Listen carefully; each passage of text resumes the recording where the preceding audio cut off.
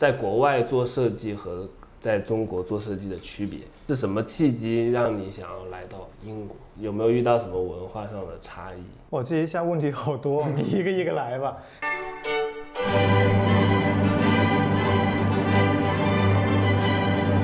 我觉得今天主要还是聚焦在讲是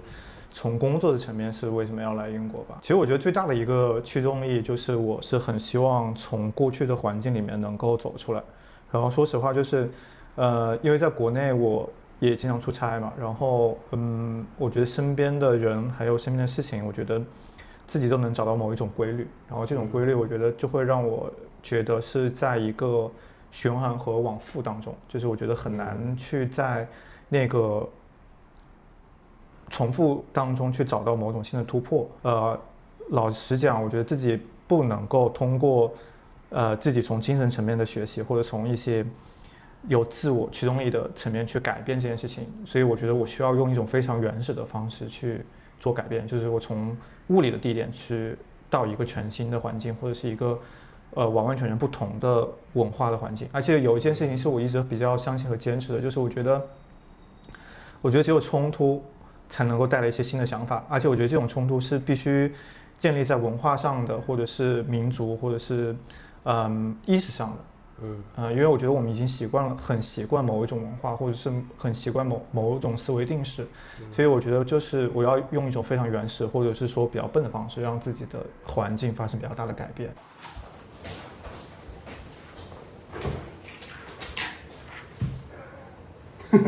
好真实啊！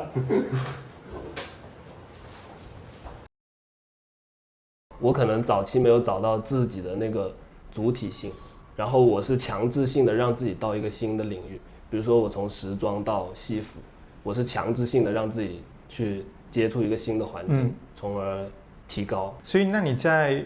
就是去做戏服的这段时间，你觉得有没有一些什么新的想法或新的收获？就感觉是重新找到一个 passion， 因为我做任何事情都需要很强的驱动力，很热爱。我必须要知道我为什么要做这个事情，所以才想要去做。然后之前做服装的时候，我认为我是完全不适应的，因为我觉得我不喜欢穿搭，我不喜欢帮别人穿搭，我也不喜欢变得一种假酷。然后我喜欢创造一个新的世界观，然后这就是为什么我喜欢听歌、看电影。所以我觉得在戏服中，他做的服装更多的是为一个大的世界观去设计的，所以这让我觉得很兴奋。其实你刚刚说的，我觉得我有一部分能理解，然后有另外一部分我也觉得是我自己从工作当中去摸索出来的一些经验或者是想法吧。就是我觉得确确实实很多人开始决定说我要做服装品牌，又或者说我要决定开始做产品，最初期的阶段就是觉得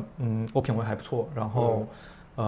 我有这个能力去做一些产品出来是大家喜欢的，甚至是我有能力让一些人按照某种穿衣服的方式，然后变得酷或者是帅。然后我自己现在的经验也是觉得是，就像你刚刚说的，就是你不用去特意去通过穿搭变成另外一个人。我觉得是，我觉得在这个环节过程当中是，我觉得我自己最大的感触啊，就是你得去找到那些和你自己本身有连接的产品，或者是和你自己性格或有一些连接的创作者。因为我觉得其实人有时候他很模糊嘛，其实你在看到某个东西之前，或者说你在接触到某个东西之前，其实你是不确定的。所以我觉得这个世界上就是为什么这个世界上有这么多创作者，而且创作者本身来说是很重要的，因为我觉得你可以通过别人也可以找到自己，然后你通过找到自己，你会慢慢，你可以通过这种碎片的方式，然后建立起一个更完整的你，然后你会对你自己越来越了解，通过时间啊，通过你的观察啊，通过你对其他人的阅读啊，然后我觉得在这个过程当中，当你知道你是谁之后，你也知道你想要是什么一个样子。所以我觉得服装很多时候对于这个阶段来说，就是它把你放在一个更加舒服的一个容器里面，或把你放在一个更舒服的一个环境里面，又或者说我觉得那是一个更准确的语言，就是让别人知道这个是你，然后你也通过这种最直接语言让别人知道我是什么样的人，或者是我们是不是可以更深入的沟通，或者是走向一起吧。我觉得所以我觉得就是服装语言它是有这个功能的。让我对服装又有了一点想回去的热爱。那你最开始做 fashion， 或者说做品牌，你当时是一个什么出发的？是怎么样开始的？我对那个初始的那股劲很感兴趣。其实我觉得最先开始还是很有能量的，而且我觉得也是一个非常懵懂的状态。然后我觉得所有的创作者或许都可以从一个阶段开始，就是我觉得一开始，其实你不用想的那么明白。我觉得有很多事情，其实你最终也不会想的那么明白的。至少我这个阶段，我感觉是这样啊。然后对我自己来说，只是我觉得自己当时有能力去做出一些我觉得比这个市场上可能要好的产品。当然说这个好，它是可以从很多维度去讲的，就是所谓的美学的维度这种，亦或者是一些对于服装或者对工业一些更细致的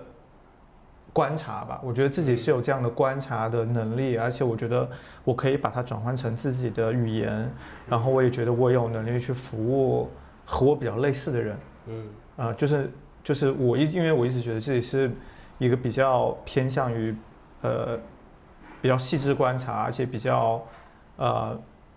内敛的人，所以但是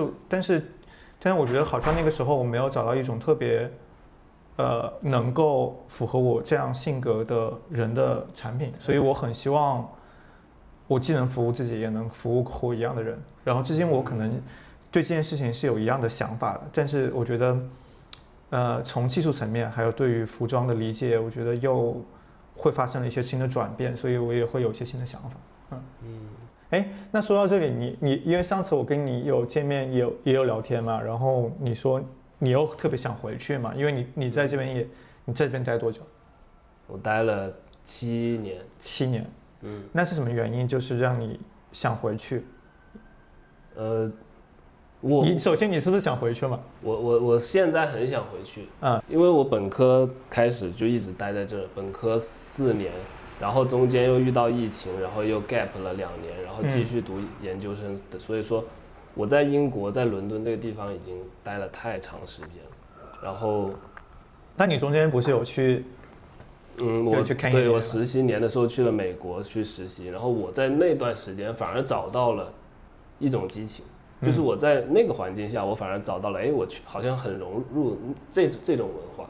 因为我可能感觉我是一个很需要环境是很高能量的，然后我自己会高能量，但大家可能很多观众看我觉得我的视频全都是高能量，觉得我本人就高能量，但是我的所有朋友都说我线下的时候都是像一个死尸一样，所以对我很需要这个环境是高能量的，但英国它不是这样一个高能量的地方。我能不能这么理解？其实Kanye他自己本人就是一个有高能量的人，他可能他不是在于他的某一项工作里面特别的，当然我们就泛指时尚吧，他可能他不是说他在时尚领域是一个绝对面面俱到的人，但是他是有一个绝对能量可以影响别人的人。对，我觉得他其实是一个 creative director，他工作的方式是，他是输出最高审美的人。所以这个审美去指引着每个领域，建筑、音乐、服装和政治和它的商业影响力。所以它也需要有大量的图像，去让大家去明白。对，所以他做那个系列的时候，会把所有人召集在一起，然后全部打印几千张的他的图像，他手机里存的图像。然后让我们分类，让实习生分类，比如说这一部分是军装，这一部分是童话，然后又有什么是什么极简或者是空间，它会分类这些图像。所以就需要创作者或者设计师从他的这个庞大的资料库里面去摸索到一些线索和一些共性。是的，挺好的，我也学习了，我到时候也准备几千张。我听 Ralph 他也是这样的一个设计师，他其实本质上他不是会做衣服的人，但是当某一些设计师他真的看的东西比别人多，然后他的那个资料库可能就是很猎奇的东西，所以他引发的东西就会很新。挺好的，我觉得这个方式特别好，因为我觉得我在我工作当中的过程当中，我就是发现我需要大量的沟通，和我一起可能工作很久的人，他才能够知道我脑海里面的画面比较具体。然后我觉得我现在觉得这个方式特别好，就不如我把这些东西全部都浓缩，就是都丢给你，然后你可以通过自己方式去解读的。我觉得我是一个，我不知道你是不是这样的人，但是我喜欢是待在板师旁边工作，就是我需要把每一个衣服的，比如说它的结构线，我都会抠得很死，所以我喜欢跟板师这样直接沟通，是2人小组很高效。但是我不知道你是不是也是一个对产品非常执着，是抠工艺、抠细节，或者从这种细节中让你体验某种快感或者满足感。其实最早的时候我最早创业的时候，其实是有一个我经常会去一个师傅那边做衣服，然后他在那打板和做的时候，其实我就一直待在他旁边，然后他挺 chill 的嘛，然后我们还会聊天，有时候他打板的时候，甚至旁边会放电影，但是他只是听，他只是听，你知道吗？然后对那段时间，我觉得还是蛮怀念的，只是就是我觉得现在我们的分工会变得更加的细了，所以可能没有办法做到那么细节，然后只能说自己可能可以把一些事情给交代清楚。对，在国内做品牌和你最近接触的在国外做品牌有什么区别？我没有做品牌，所以我非常想了解品牌的一切。说实话，我觉得有好也有不好，因为其实以前你在办公室，其实最大的优势就是沟通的效率会非常的高。就比如说，其实我今天跟我们版师打了半个小时电话，其中20分钟都是在讲我那个衣服的门襟要怎么做，然后因为我又不在现场嘛，其实我觉得在现场就是你拿一个东西叠给他，然后你把几个辅料这样摆一摆，然后缝缝到底是要怎么去处理，其实可以是很快的。然后我没有办法，就是我每到一个细节，我就需要画一个3视图给他，然后拍给他，我说是这样的，我说你懂了没有？然后就是这种沟通效率会非常低，然后我也觉得很难受。同时其实也有另外一个好处，就是因为你是一个人，然后你的视角其实会更加的宏观，然后你会更宏观的去看待整个公司的事项。因为我觉得就作为设计师型的老板来说，就是他非常容易陷入到一种具体的事物，就比如说你会非常纠结于是刚刚我说那个门襟有没有做好，然后你可能你一个下午的时间都是在跟一个版师沟通，对，然后只是攻一件事情，但是你公司的事务它是很多板块的嘛，所以其实我有时候在公司就会这样，就是我的视角会非常的窄，就是很纠结于一个事项，就会说实话就会效率会有点低。然后我现在抽远一点，就是我会比较能够放手让比如说公司里某些人承担更多的责任。对，然后说实话就会更其实反而我觉得就是在这边之后，反而可以让公司同事衔接会更好一点。因为有那种微小的管理。对，而且还有一个很重要的原因，就是因为我跟他们对接时间其实因为有时差嘛，所以对接时间其实不多。然后人有时候就是这样子嘛，就是因为你知道你的一天里面能够和他们对接的工作安排不多的话，就是所以我每天晚上或者说在第2天工作来临之前，其实我自己会做更细致的工作的安排。然后我就发现其实有很多事情你把流程安排得更好之后，你会发现你整个团队的效率会变得更高一点。美国很多大品牌，比如说 Thom Browne， 他也是纽约的 Design Studio， 他在工作室里面做出样板，然后他发到日本去生产复制。对啊，我觉得这样是可以的。但是还是得在一个工作室里去产出那个最终的效果，这个我觉得挺重要。说到这里，我想起我之前和一个也是很知名设计师有聊过，我就当时觉得他有些东西我觉得做得很厉害，我就说这个是怎么做出来的？他说他就觉得没有什么厉害的，他说什么所谓你看到那些手绘的喷涂的各种很强的那种破坏和细节效果，他说这些都不是工厂做的，他说全都是我们同事就是在板房里面自己把它弄出来的。他说他的方式就是我只用在我板房里面把我的这个想法，把这件衣服做到我最极致的状态，然后我就要让工厂去想办法给我复制，就是能不能复制出来那是工厂的事情了。而且他也觉得就是说中国的工厂其实在于复制这件事情上面，其实他们的经验是很丰富的，所以他觉得就是只要如果我板房能做出来的东西，那一定就有工厂是绝对能复制的。这个也是我很头疼的，就是我在自己做的东西可能就做飞了，然后它并不是一个工厂标准化的一个东西。我没有太长的时间去跟工厂打过交道，就是工厂他们一直跟你讲，我操，这个做不出来啊，这个没有这种搞法啊什么之类的。然后后来就反正我遇到那个设计师之后，我就觉得其实，你自己可以坚持一点，就是不然你的思路肯定会被限制很窄。我也觉得，其实跟我们做毕业秀很像。我们同学很多就是因为做毕业秀其实不多，你就是半年甚至不到半年做6个 look 出来，6个上身下身，然后可能有些人就花了20万30万做一个毕业秀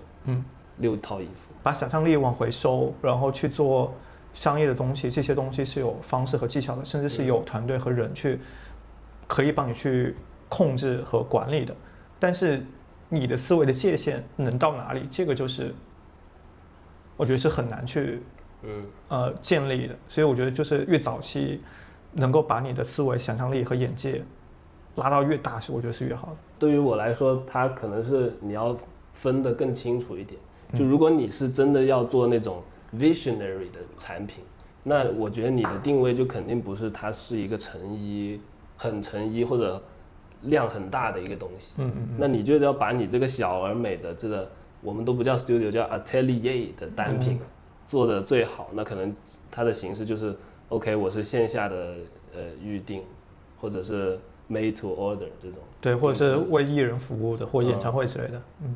我现在就觉得好像，如果你是一个思维很飞的人，好像比较适合走这个艺人服务这个路线。是。Ye 现在也转型嘛，他之前的 season collection 他是想做 vision 的，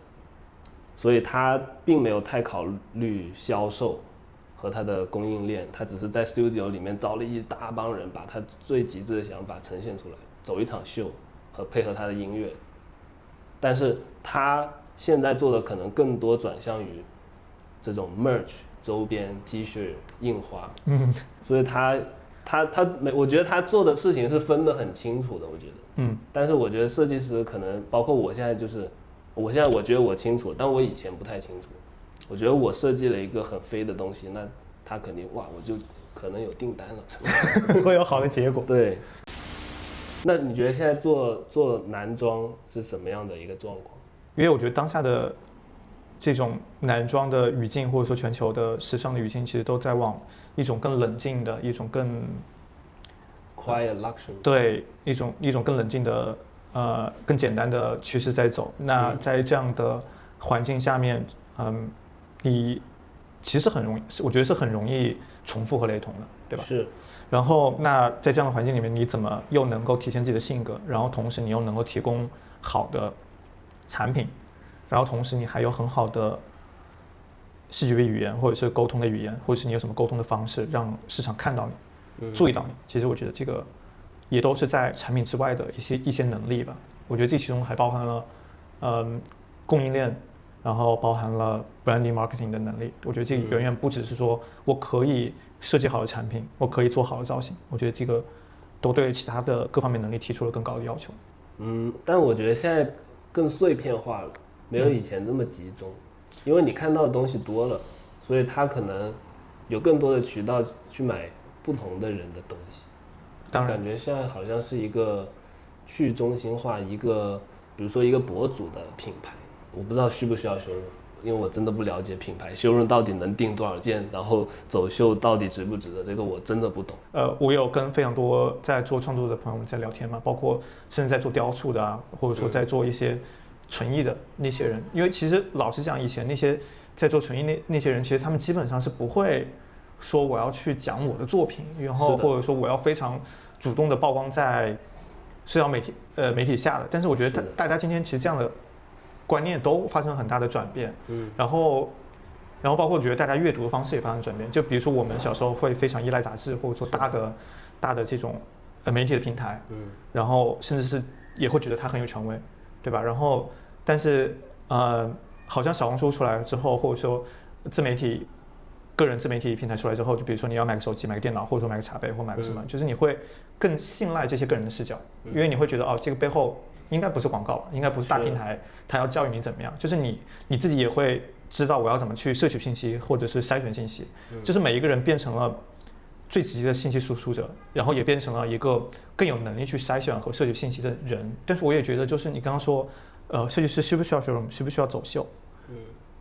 我觉得当然是不一定的。我觉得1万个品牌有1万个品牌的做法。我觉得甚至是你也可以觉得我就是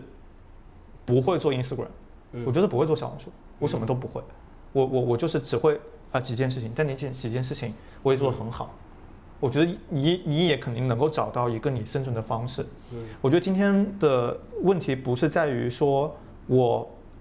是不是一个那么会营销的人，我觉得今天的问题是在于你在你的那个垂直的领域是不是最优秀的那一个。我也觉得因为我刚做完一个游学团，接触了一个可能05后的这种年轻人，我发现我也有点跟不上了。因为我跟他接触的就是他说他可能在抖音上刷到一个博主，他是在这个学校上学的，然后甚至也不知道他是什么专业，就他其实可能不是一个很权威的专业、很权威的人，但是他的产品、他的叙事，就很多年轻人会喜欢掏钱。我觉得你好像说的是说，当每个人都变得有权利去发声，或者是有可能让更多人看到的时候，对，他们可能不一定是在这件事情上面做得很优秀，或者是真的那么深入的人，但是他们一样能够因为某种机缘巧合获得关注，然后获取收益，这样子，是这样对吧？很多设计师，包括在圣马丁就很精英的这些设计师们，他们会觉得内耗，因为这个事情，因为觉得觉得不公平，他自己本身是觉得不公平的，然后他也在想我是不是落伍了，或者说我是不是也要更积极的一点去顺应接下来的潮流，然后就很多人会陷入内耗，就决定开始搞抽象。对，就是大家都搞抽象了，最后就是这个年轻人的文化就是这么发展的。但是真正像以前的圣马丁辉煌年代，每个人是要去最顶尖的设计公司去实习去打拼，然后你要在国外最主流的时装周上露出，这就是很传统的一条路线。但同时你这个人会变得真的是真材实料的有才华、技能积累到人脉，然后但他这些人反而没有关注了，就他可能曾经很就是很辉煌，但他可能要自己在做产品的时候，他可能就他会陷入内耗。我觉得每个时代都会有这样的事情发生的，就是机会、机遇加上运气，加上真正的实力，都会在不同的阶段发生不一样的事情。我觉得一定都会是这样子的，就好像每一个社交平台兴起的时候都会有一些红利期，然后包括我也相信这个世界上无论哪个行业的最受关注的那个人，不一定是真正最有实力和最有才华或最拔尖的那个人。我觉得这个都不一定是定论的。首先你要接受这样的事实，然后首先我觉得第二是我觉得你是不是在为你信奉的价值观在服务吧？我觉得就比如说一方面你不喜欢那样的人，然后但是你觉得因为我要达这么多目的，甚至简单来说，这个目的你就是想要多挣钱，所以我要去做那件事情。我觉得首先你觉得你可以这么做，我当然也觉得没问题，但是你不能说对我就是不喜欢这样的方式，我就是不喜欢这种人，但是我也要气摸摸的那么去做。确实，就是他做的事情不纯粹。对，我觉得这个。其实我有一点小经验，就是说我在我的创业过程当中，好像这种人非常的多，就是他们总觉得说，我当然知道什么是好的咯，我当然是更想要做什么样类型的品牌咯，我想要怎么样，但是他们说，但是我觉得我要先把钱挣到了再说。但是我这么多年下来之后，我就发现根本没有这样的情况，甚至是有一些大的商业品牌这么做了之后，你会发现，其实他们观念还是转不过来，甚至我觉得你在你做事的那个过程当中，你就根本没有积累一个你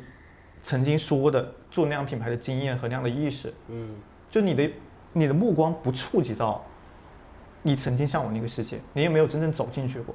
你根本就没有变成那样的人。如果你朝着那个世界去看的话，我觉得你就会无限的走向那个世界。如果你没有，你只是偶尔回头看一下自己曾经那个白月光，你根本不会走向那边的。我觉得，在英国这段时间，你觉得有什么变化吗？生活上，或者说做设计、灵感上，你会觉得跟国内有很大的区别？因为我前2天还看到一个视频嘛，我觉得也挺有意思，就是也是一个年纪很大的日本人说的，好像是策展人还是什么。他说，如果你真的想做一个艺术家的话，他说我建议你在年轻的时候尽可能的去不同的地方游历和去各种不同的地方生活，尽量去体验各种不一样的人生。他觉得做艺术家什么时候都不迟，他也觉得技术这件事情真的不重要，但关键是就是你是不是真的有不一样的视角，或者是不是真的对生活有体验和感触。我觉得生活也变得更加简单一些，而且我觉得就人也需要这种简单松弛，对，还要松弛感一点。那天我在游学团，那个学生就说：“哎，英国人他们走路都这么慢慢的吗？”他第一天来跟我问了一个这样的问题，说英国人走路都慢慢的，就他可能真的是看就是国内是很多车、很多人、很多环境会让你觉得你的生活要加速，但我觉得也不一定。但我还是觉得真正的 power 在国内。我觉得肯定不会在英国了。你是说对设计师来说吗？对，我也经常跟我的英国同学聊天，他们都说他也很想去看中国，来中国看体验一下，包括文化，包括发展的科技，然后包括他们是怎么样购物的，然后各种抽象的视频他们也在看。就 Instagram 现在也是国内的那些视频过来，然后在国外火了，所以感觉反而更多人会往回跑了，也不一定。但是很多喜欢这边的环境、喜欢这边的文化的毕业生，他还是就是我要继续待在这里。我自己的感触就是，我觉得国内的流动很快，就像刚刚说的，就是所有的节奏都很快，然后包括人对于一件事情，我觉得他首先他接受的也很快，但同时他放下的也很快，然后年轻人也非常愿意尝试新的东西。我觉得很难评，我不知道这是好或不好吧。反正我就觉得我就不评价它是好还坏，一个是快，一个慢，一个是chill，一个是快。我觉得人就是你在两边就是冲浪就好了。有道理，就结合一下。对，结合一下。但我觉得我不知道对设计师来说是不是一个好的环境吧，就是因为我说真的，就是我身边也有一些好朋友，我觉得他们非常容易受到环境的影响。就是如果他们某一段时间和某种类型的人在一起，我就觉得他们的那个价值主张就是会跟他们会比较像，你懂意思吗？就比如说，比较坚持去做电商，或者是说用某种方式去做生意的人，就是其实你是很容易受他们影响的，就是对，而且我觉得尤其对年轻设计师来说吧，我觉得影响好大，我觉得。对，我觉得影响太大了。因为我看了很多年轻人发的视频，他们也是说这样才赚钱，这样才可以，这样才可以，或者说只有这样才可以生存下去，生存是第一。然后，它确实影响了很多人做品牌的模式的想法。设计师有时候也可以问一下自己嘛，就是说你真正追求的是什么嘛？就是如果你追求的是一个更有品质的生活，或者是一种就是你的物质体验，或者是你非常非常追求你的生活体验的那种，就是我一定要住在什么样的房子里面，然后我一定要就是出行的时候都是那个商务舱、头等舱啊，就是这种你追求的全都是这种体验的话，很大的。对，我觉得你也可以很真实的面对自己的这种欲望嘛，就是我是那样的人，我想要追求这种东西，我觉得当然是可以。我觉得你也要问清楚自己是不是，我是真的更开心的去做出一个好的产品，还是来说更重要？就是你到底你想要成为什么样的人？我觉得你还是要问问自己的，对，不要那么拧巴吧，就是你想清楚你到底想成为什么样的人就好。确实。